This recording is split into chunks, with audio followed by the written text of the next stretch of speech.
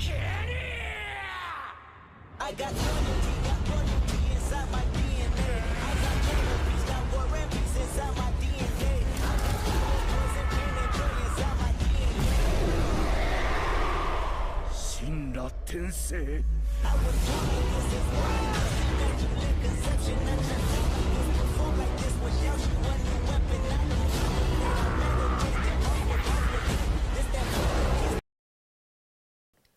Hey guys, if you haven't already, give the video a like, subscribe to my channel. This is a what if series and I'll be doing more down the road. Plus Ultra! Hey guys, and welcome to What If Goku Married Caulifla Part 2. Now, it's been a while since I've been on this series and I had left it off.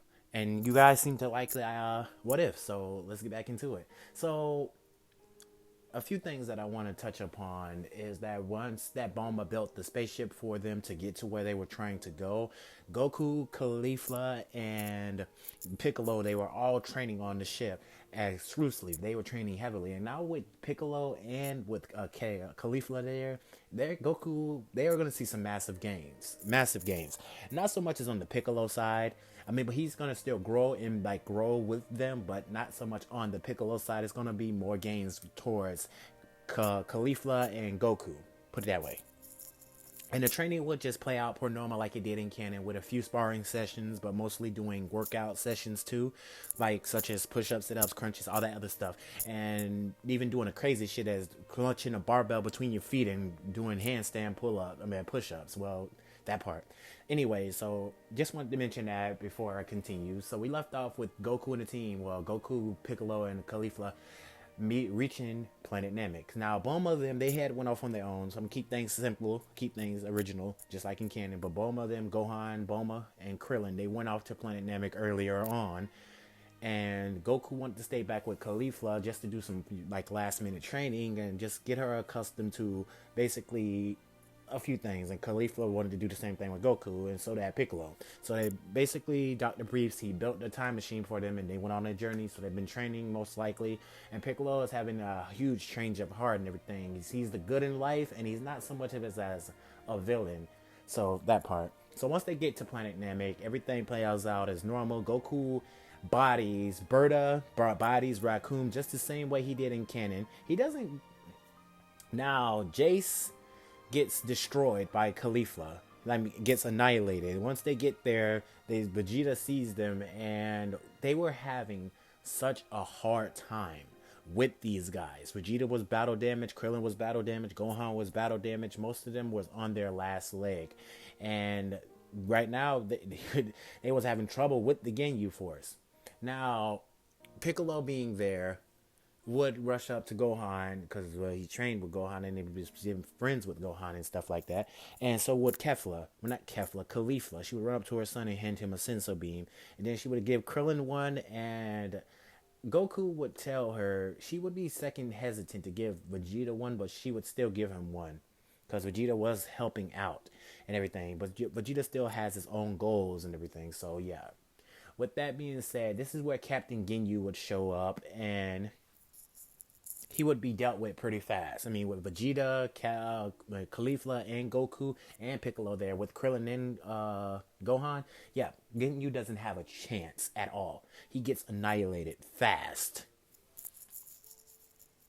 Now, Frieza, he gets word that not only is his two, Zarbon and Dodoria are dead, the Ginyu Force, his subordinates, are dead too. So this highly pisses Frieza off, and not to mention that he doesn't even have the Dragon Balls anymore. So Frieza is highly annoyed by this, and he goes to confront the Dragon Team, personally.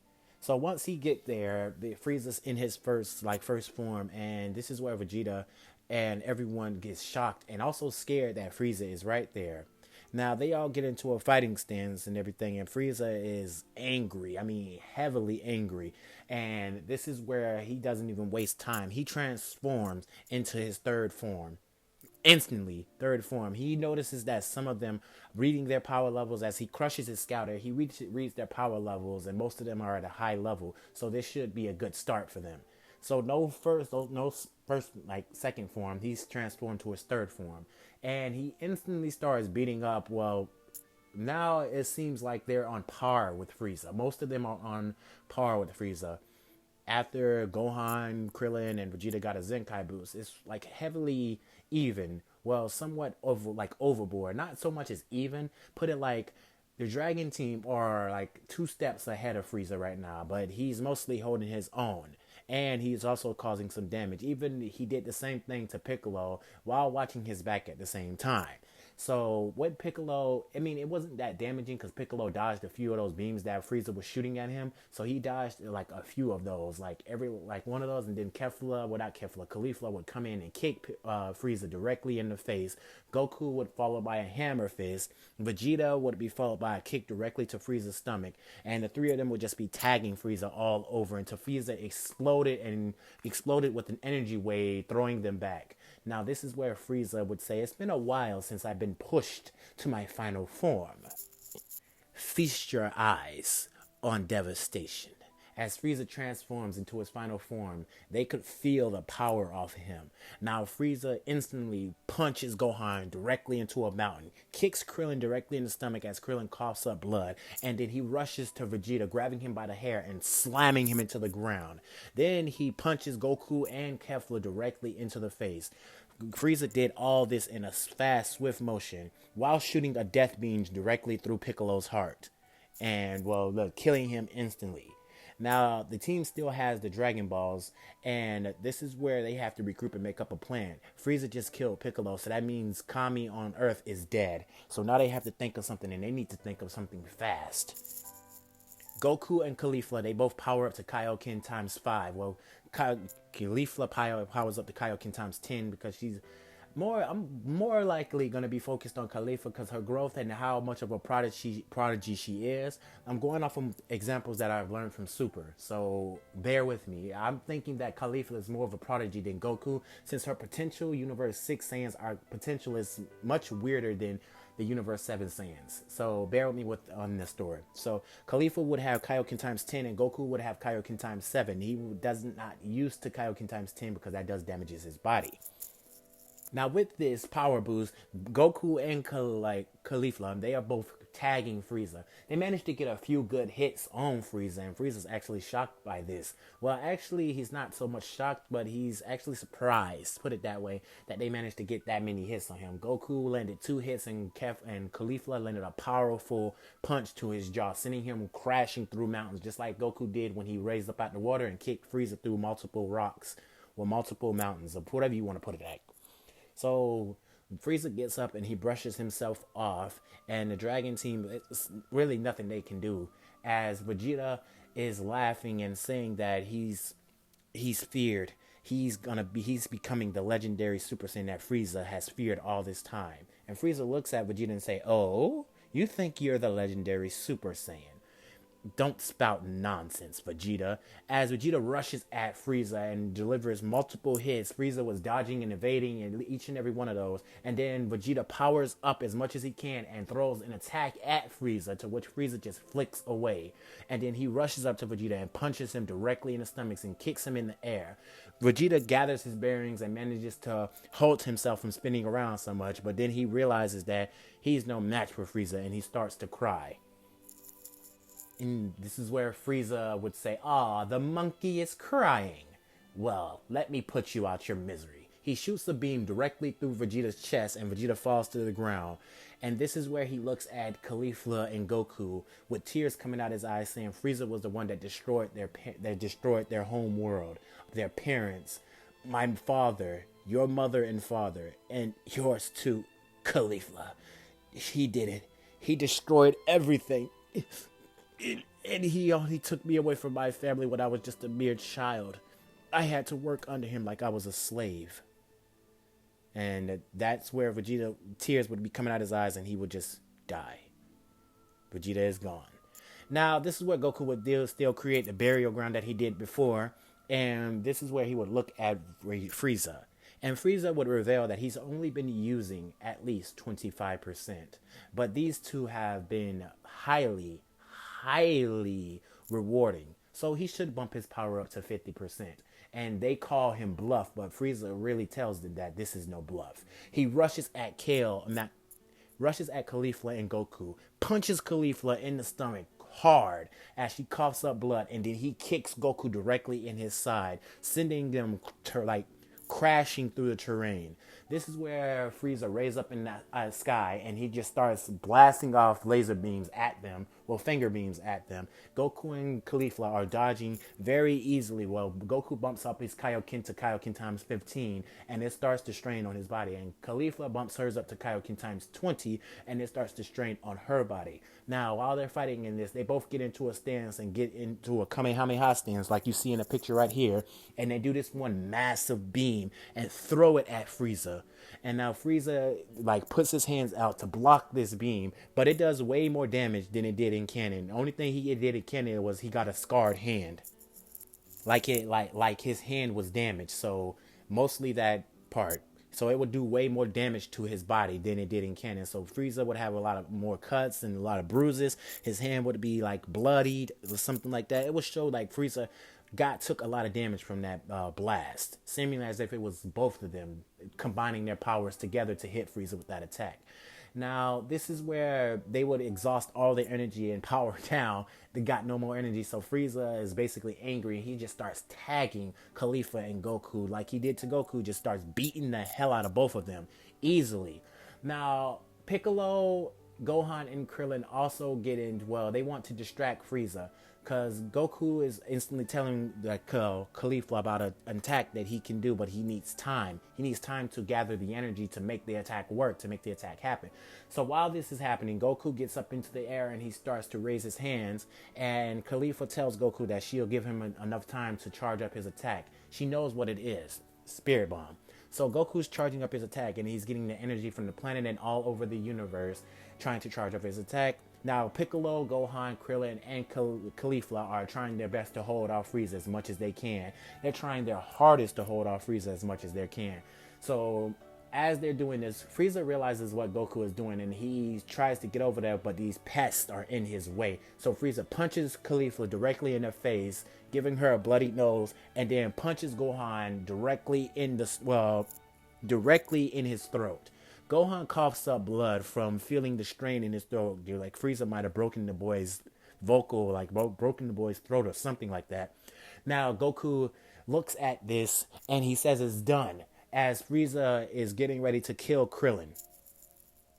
And I hope I didn't say Piccolo, because Piccolo is already dead. If I did, I'm retconning that.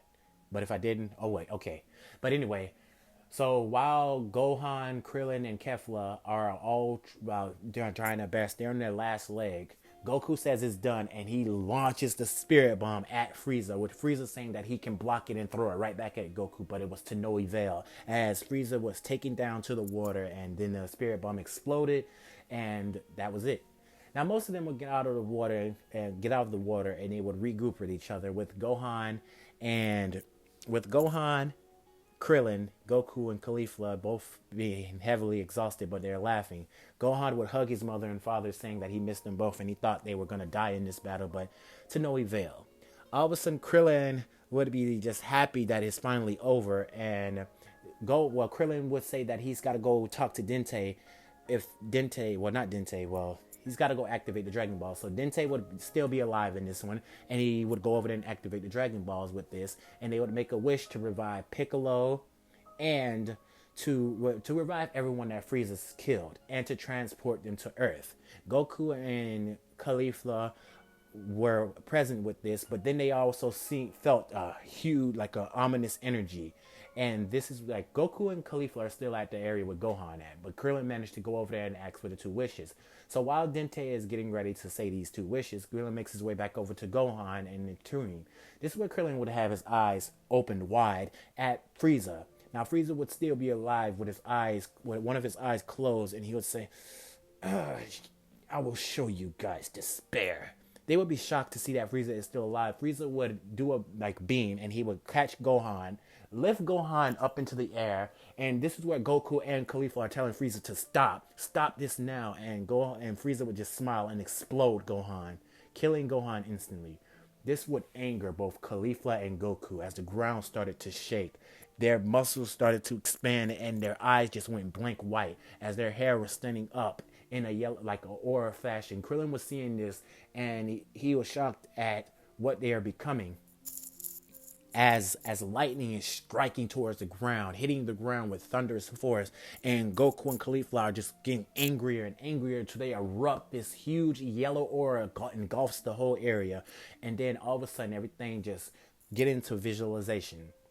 Goku and Caulifla have now transformed into a Super Saiyan, and at this point right here, I'm gonna tell you that even with Frieza's 100% potential, I'm gonna get into that. But let's just enjoy how the fight is gonna go out.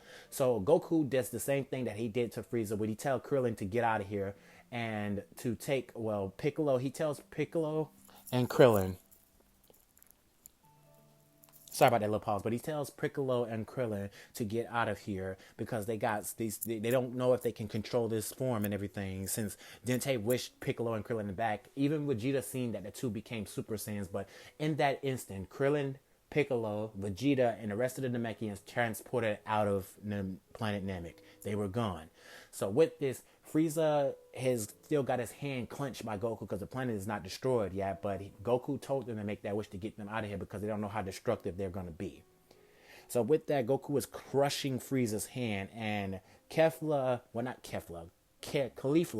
would come in and punch Frieza directly in the face, saying, "Why won't you stop? You're just an evil tyrant who doesn't care about others." Frieza saying, "I don't need to care about others. I am an emperor. I rule over this universe. I don't care about people's petty feelings, especially you monkeys. One less monkey to worry about." This angered Caulifla because Frieza, to her, that her child is everything. She birthed Goku too, so to her mother it meant more.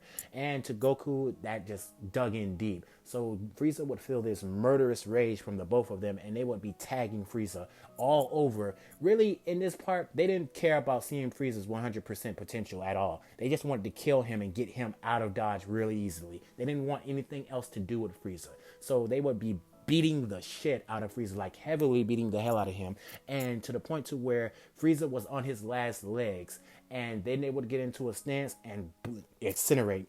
They would just stick out their hand and incinerate Frieza from existence. Now he's dead. No hesitation, no 100% transformation, no none of that. Now, they would eventually get off of Namek and take a spaceship. Namek is not exploding or anything. It's still in good condition and all that. But Goku was just wanted to be sure. So while they're doing that, Caulifla and Goku are heavily exhausted. So the coordinates to Earth wasn't really the coordinates to Earth. It was coordinates to Yardrat. So they would go over there, and that's where they would meet Parbura, meet the Yardratians, and they would consist of their training on that world. Now, King Cole hears about his son's death, and he thinks that people tell him that it was two Super Saiyans that killed his son. Now, Cole in his head is thinking, should he just go to Earth and challenge them? But Cole in his eyes saying that if it's true, if Super Saiyans killed his son, then he needs to train. He needs to become stronger, just so that he can compete with them, or just possibly find out some kind of way. But Code, he wants to see this for himself, so yeah. Anyway, so with that happening, Code trains for at least like 1 month. 1 month. I'm not going to make it too horrendous because we're not got to Super yet, but he trains for 1 month. And in that 1 month, Code transforms to his final form. And this is where battle going to be connected. So when everyone gets to, when it's time for the Trunks to arrive, Trunks arrives at the same spot as where the Frieza ship is. But he's shocked to see that Frieza is not with Code. Code came out of the ship in his final form. In his second form. And Code looks at Trunks. And this is where he says, so where is Goku? I imagined that he would be here. I need to get some revenge for him killing my son. And Trunks said, you won't be killing anybody today, King Cold. And Trunks transforms into a Super Saiyan, with Cold just smiling at this. Well, it seems that the rumors were true. The Super Saiyan does exist. In that case, Cold powers up and transforms into his final form and says, this should be interesting. Now show me what you got. Now, right now, Cold is above Trunks. Highly above Trunks. If I were to say the power level with this one is that Cold is higher as probably at a grade 2 Super Saiyan level.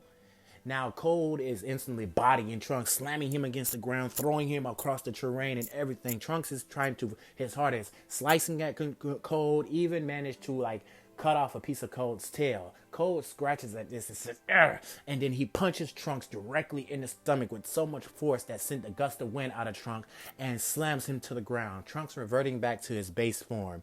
Now this is where Cold sticks out his hand and Vegeta comes in and hits the blast away from Trunks, grabbing Trunks and them jumping back to regroup.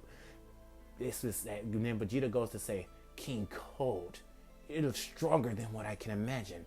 And Vegeta is mostly shocked that King Cold basically did this to a Super Saiyan. He thought Super Saiyans were supposed to be the strongest warriors in the galaxy, but little to no avail. That was basically a lie. The Frieza race is a different breed, with their potential being extremely strong. Now this is where Cold floats back to the ground and he tells them that I will make all of your deaths very quick and easy. Or no, I changed my mind. I'm going to enjoy every bit of this. Meanwhile, Caulifla and Goku are training on Yardrat, and they just get this sinking suspicion in their stomach that they need to get to Earth fast. So the both of them stops their training with Pabur, and they mastered the instant transmission attack, but they were mostly working on spirit control and all that other stuff. But mostly they need to get to Earth because they just have this bad feeling in their gut that something is going wrong. So Goku and Caulifla put their hands on their head and they teleport to Earth, only to see that most of the Z fighters are battle damaged and on their last leg. With Cold, they're laughing. Now this is where Goku would be like, "Frieza? No, wait, you don't look like Frieza. Who are you?" "I am King Cold, and you two are the one that killed my son, and I'm here for revenge." This is where King Cold reveals that I've only been using 50% against these guys. But for you two, I will make an example. Cold powers up to 100% in his final form and buffs up just like Frieza did. And he tells them that this battle will be very, very entertaining. Now, Caulifla and Goku sense the power from Cold and they get into their stance and they power up into Super Saiyan. And this is where the three have a stare down. Goku, the rest of the Z fighters are happy to see Goku and Caulifla there. Even Gohan. Gohan was happy because Gohan was basically staying with Bulma for a little bit until his parents got back to Earth. So now that they're back, Gohan is right there ecstatic. He's happy to see his mother and father right there. But he's basically staying back because Gohan is a little damaged by this. And yeah, with that being said, it's been a few years. Gohan was brought back to life. The Dragon Team brought Gohan back to life because Piccolo wasn't going to sit back and just let Gohan stay dead. He did get a little bit of training with King Kai, just a little bit, but he was brought back to life. So yeah, Gohan is ecstatic to see his mother and father. But anyway, that's all I got for you guys today. Let me know in the comments what you think about the what if, and let me know what direction you think I'm going to go in on part 2. Without any further ado, you guys have a good day, a good night, and plus ultra. Good night, guys.